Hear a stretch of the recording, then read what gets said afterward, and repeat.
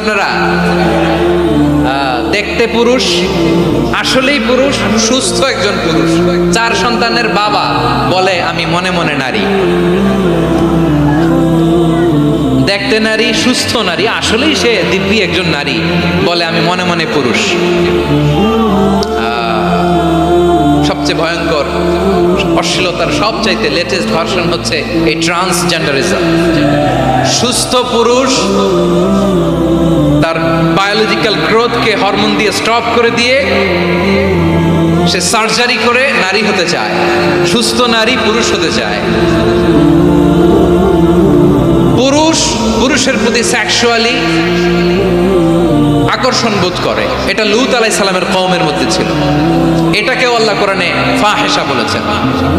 ওয়ালুতান ইয ক্বালা লিকাওমিহি আতাতুনাল ফাহিশাতা মা সাবাকাকুম বিহা মিন আহাদিম মিনাল আলামিন।